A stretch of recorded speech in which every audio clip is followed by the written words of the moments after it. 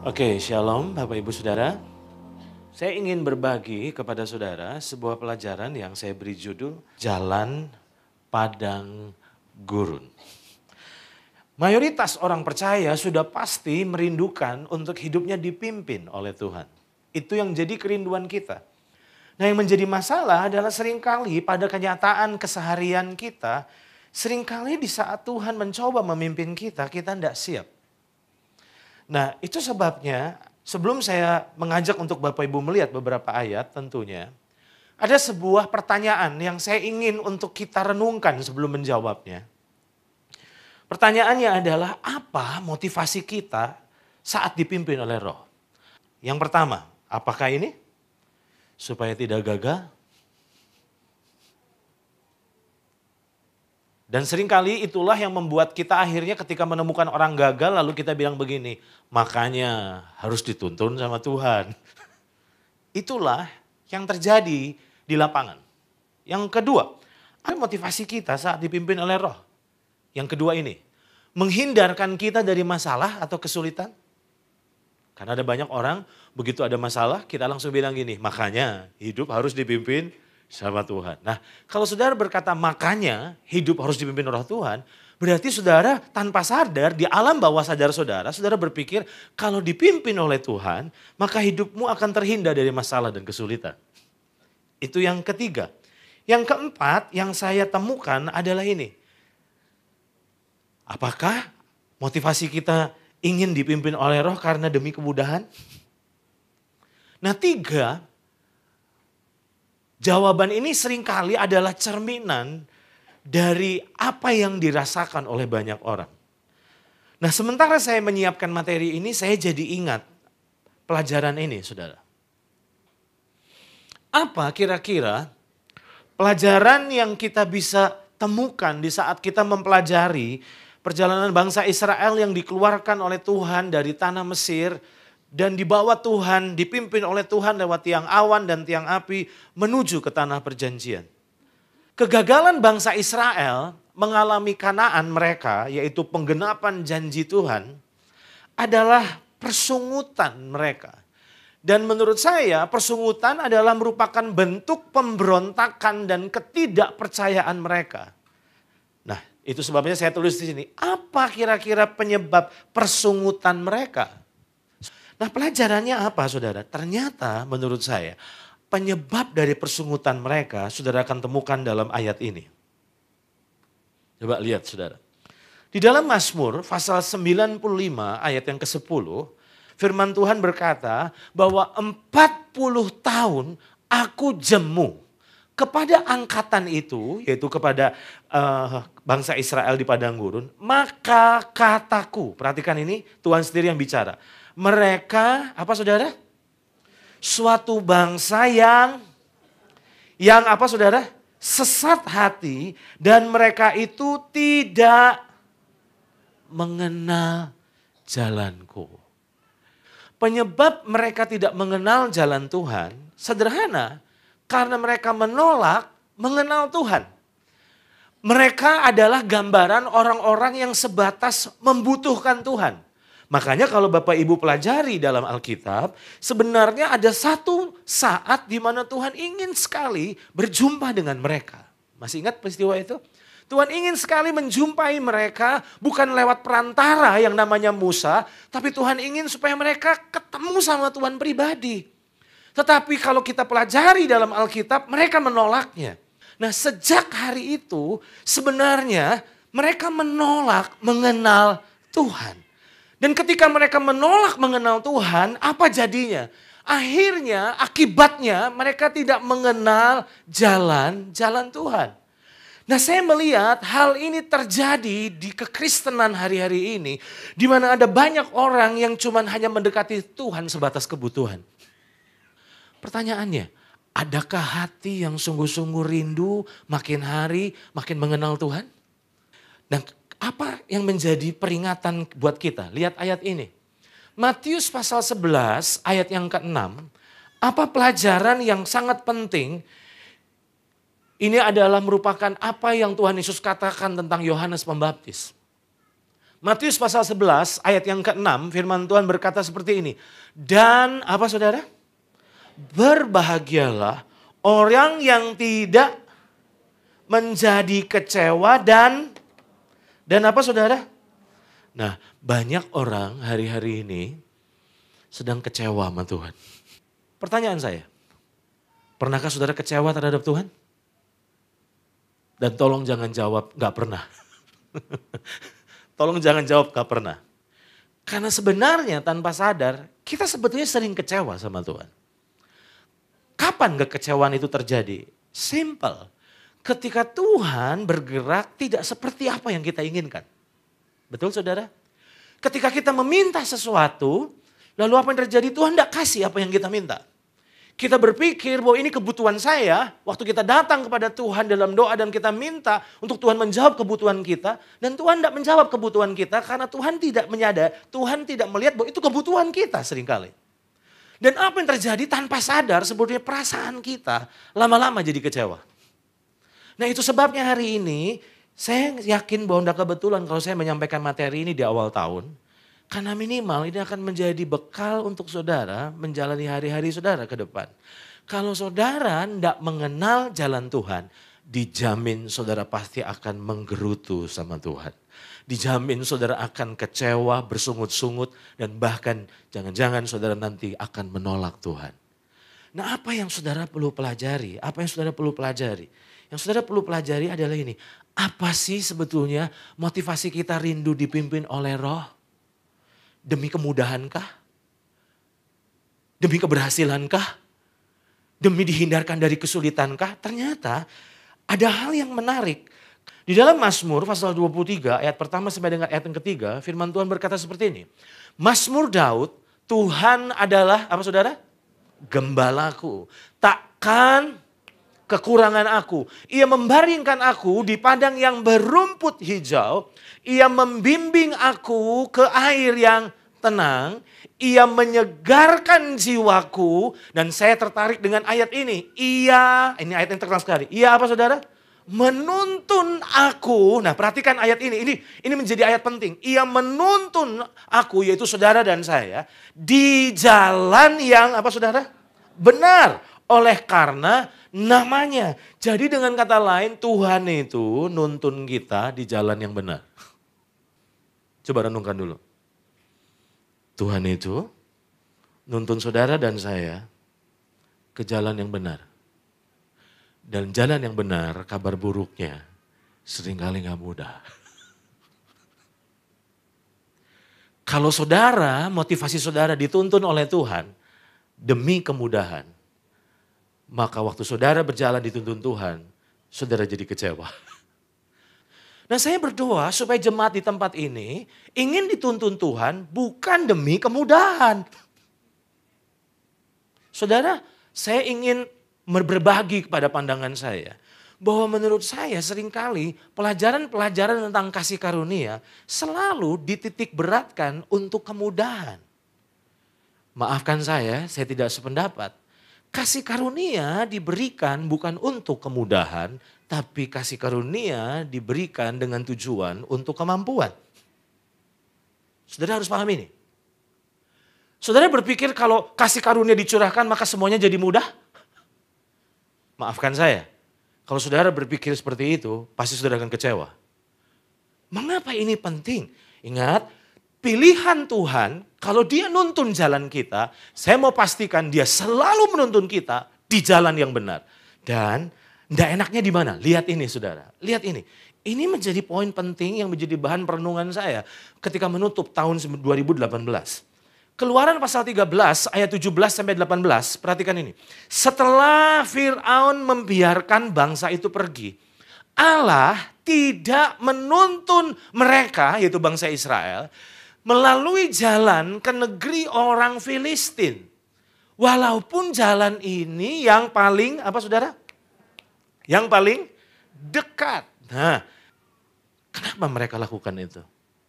Karena ternyata memulai perjalanan bersama Tuhan itu mudah. Tapi memutuskan untuk selalu tetap berjalan bersama Tuhan, itu yang tidak mudah. Hari ini, coba kita pelajari ayat ini. Allah tidak menuntun mereka melalui jalan ke negeri orang Filistin. Walaupun jalan ini yang paling dekat. Sebab firman Allah, jangan-jangan bangsa itu menyesal apabila mereka menghadapi peperangan sehingga mereka kembali ke Mesir. Tetapi Allah, apa saudara? Menuntun bangsa itu, apa saudara? Berputar melalui jalan di padang gurun menuju ke laut Teberau dengan siap sedia berperang. Berjalanlah orang Israel dari tanah Mesir. Ketika Tuhan singkapkan ini sama saya, secara jujur itu membongkar total pemahaman dan motivasi saya hidup dituntun Tuhan. Saudara sedang dituntun Tuhan hari-hari ini. Dan saudara bilang, kok dituntun Tuhan kok gak enak ya Pak? Dan saya mau katakan, jangan-jangan kalau enak, jangan-jangan itu bukan Tuhan seringkali.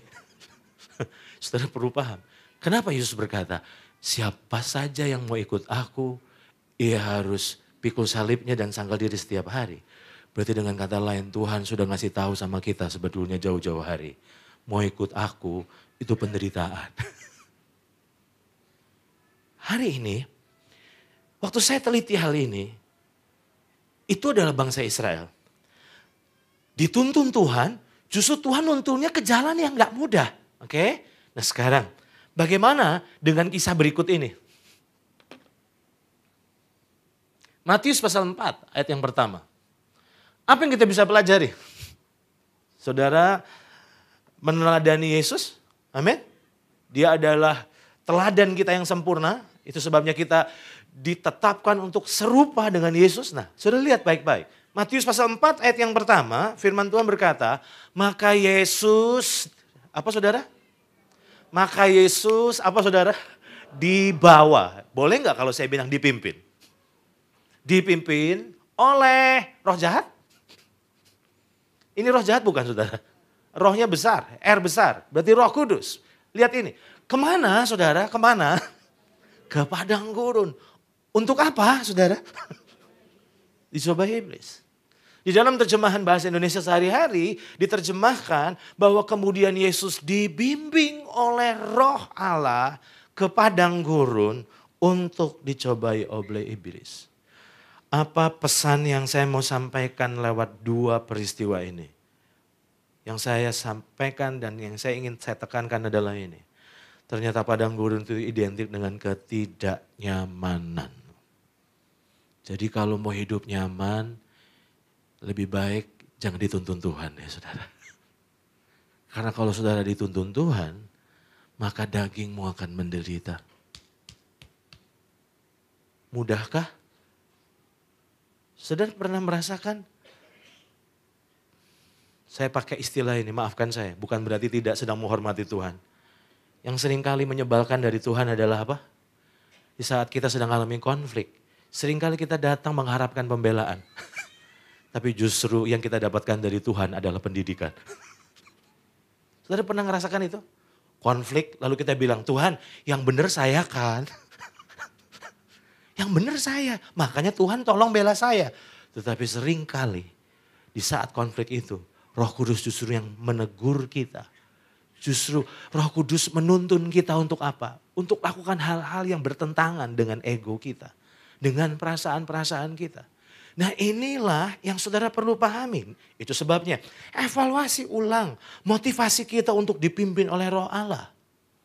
Karena kalau saudara berkata, Tuhan saya pengen dituntun. Nah saya berharap kalau saudara berkata, Tuhan saya pengen dituntun. Saudara mesti tahu loh, jalannya itu apa? Dia menuntunmu bukan ke jalan yang mudah, tapi jalan yang benar. Beda kan? Karena jalan yang benar seringkali gak mudah. Nah, sementara saya merenungkan hal ini, maka apa yang saya dapatkan berikut ini? Bahwa ternyata iblis memanfaatkan kebenaran ini dengan menawarkan kemudahan demi kemudahan. Setuju saudara? Setan tahu bahwa kalau Tuhan tuntun kita, selalu ke perjalanan yang jalan-jalan gak enak. Buat daging. Saudara bisa ikuti saya? Itulah yang membuat setan melihat gini, ini kesempatan. Itu sebabnya dia datang kepada kita dan dia menawarkan kemudahan demi kemudahan. Shortcut yang sangat menjanjikan. Dan disitulah seringkali ada banyak orang percaya yang terjebak. Berapa hari lalu ketika saya sedang olahraga di Cirebon, di tempat gym, saya berbincang-bincang dengan seorang pengusaha di Cirebon, Pak. Dia cerita tentang dunia bisnisnya. Dan dari obrolan kami pagi itu, saya ngobrol, dia cerita, kita sedang ngobrol tentang kenapa ada banyak orang Kristen ketipu. Dan yang menarik perhatian saya adalah statementnya, dia bilang gini, seringkali kita ini diperhadapkan, ini Tuhan atau bukan ya? Kalau kita lepas, wah ini berkat Tuhan, kalau ini berkat Tuhan bagaimana? Dan yang mengusik saya adalah statement berikut ini. Bukankah kalau Tuhan itu mudah? Saya mau tanya kepada saudara, kenapa ada banyak orang jadi korban penipuan investasi? Iming-iming, kemudahan, yang sering kali tidak masuk di akal. Saya mau ingatkan saudara ayat ini. Amsal pasal 14 ayat yang ke-12 firman Tuhan berkata, ada jalan yang apa saudara? Disangka orang lurus, tapi apa Bapak Ibu Saudara? Ujungnya menuju maut. Di dalam terjemahan yang lain digunakan kata ada jalan lebar dan, menarik terjemahnya, menyenangkan yang nampaknya benar di mata orang, tetapi menuju kebinasaan. Jadi hari ini saya mau ingatkan saudara, hati-hati. Karena Tuhan tidak pernah menjanjikan kemudahan pada kita. Saya ambil contoh, sementara saya mempersiapkan materi ini tadi sore di hotel sebelum saya datang ke tempat ini kembali. Tuhan ingatkan saya tentang ini. Saudara masih ingat Yesus sedang ditawarkan kemudahan? Masih ingat itu? Dalam Injil Matius 4.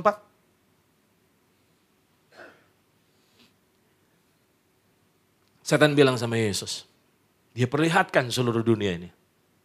Dan dia bilang gini, ini bahasa bebasnya, kamu mau ini? Gampang. Sekarang sujud sembahku hari ini, saat ini, semua aku beri sama kamu. Kemudahan saudara. Maafkan saya, mungkin ini mengganggu teologi saudara.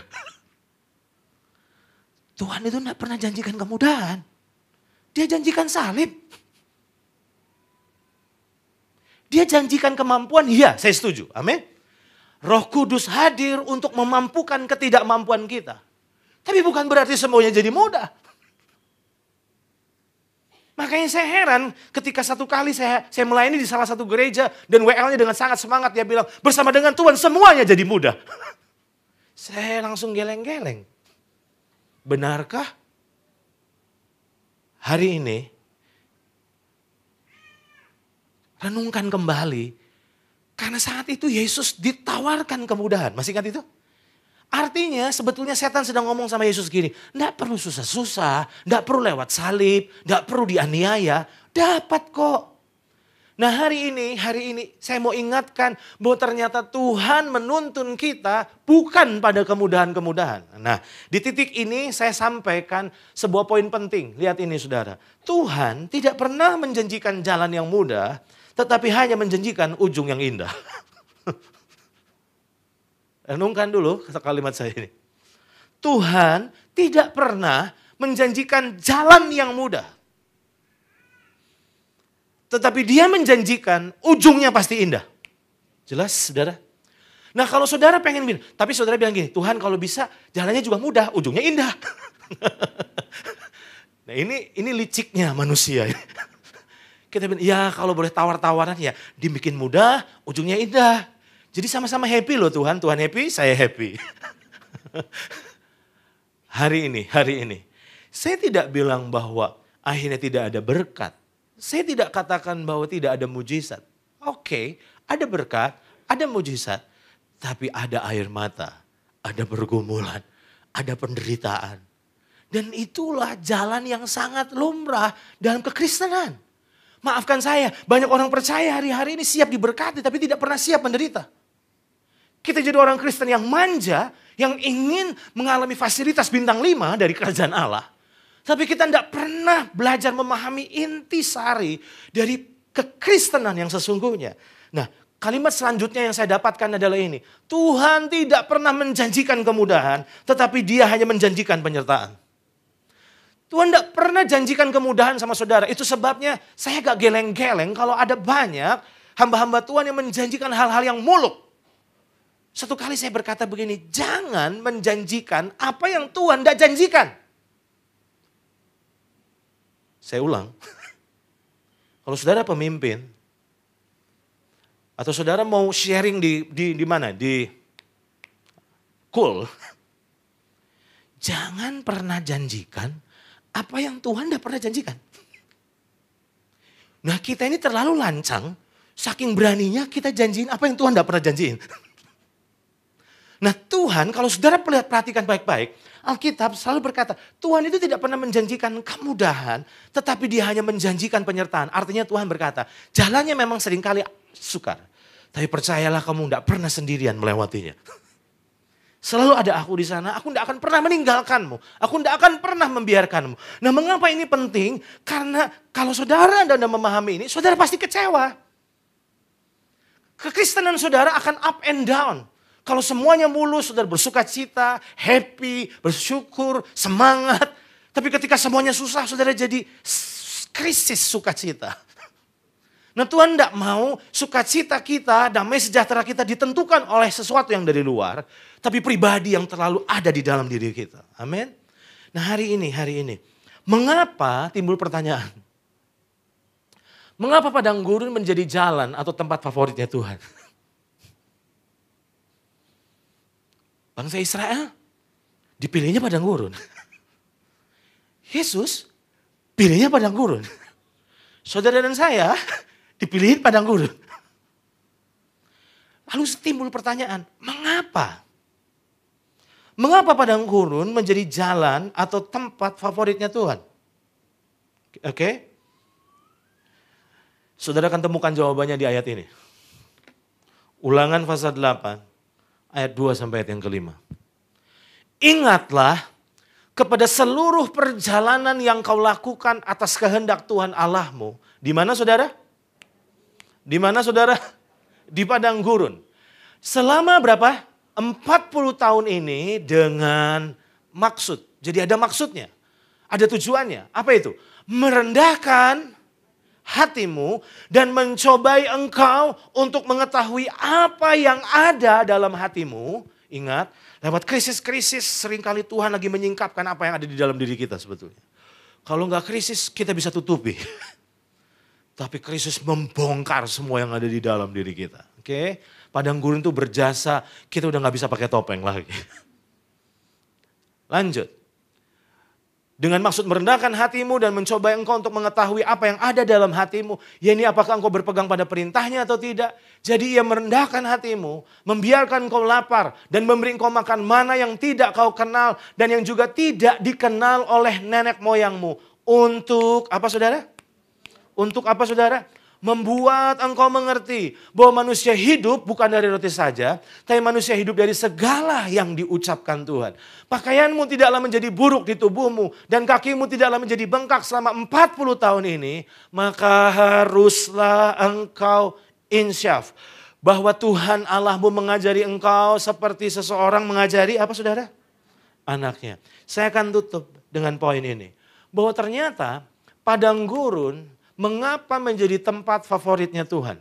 Kalau saudara pengen dituntun sama Tuhan, Dia pasti bawa kita ke padang gurun. Ada apa di padang gurun? Karena di padang gurun adalah tempat pengenalan akan Tuhan. Lewat padang gurunlah saudara bukan cuma hanya tahu tentang Tuhan, saudara mengalami realita Tuhan. Lewat tekanan, lewat hal-hal yang tidak enak buat daging. Disitulah apa yang terjadi. Kita belajar bukan cuma hanya belajar tentang Tuhan. Tapi kita mulai mengalami kesetiaan Tuhan. Dan bukan hanya itu, tetapi kalau saudara perhatikan padang gurun adalah tempat di mana kita bergantung akan Tuhan.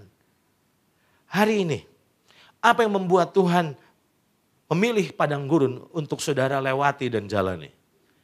Yang ketiga, saya tidak mencatatnya tapi saya rindu untuk membagikannya. Karena ternyata di mata Tuhan serupa dengan Yesus lebih penting daripada sekedar hidup diberkati. Sadarkah saudara bahwa dia lebih rindu menjadikanmu serupa Yesus daripada cuma sekedar memberkatimu? Dan saudara harus paham, untuk bisa serupa dengan Tuhan, itu lewat ketidaknyamanan. Hari ini, tetap dituntun sama Tuhan. Amin. Tetapi, saudara mesti siapkan mental saudara. Bahwa bukan berarti semuanya jadi mudah. Bukan berarti jadi semuanya jadi mulus. Tapi lewat semua itu, saya akan belajar makin kenal Tuhan. Dan bukan hanya itu. Keserupaan dengan Kristus makin bertumbuh dalam hidup saudara dan saya.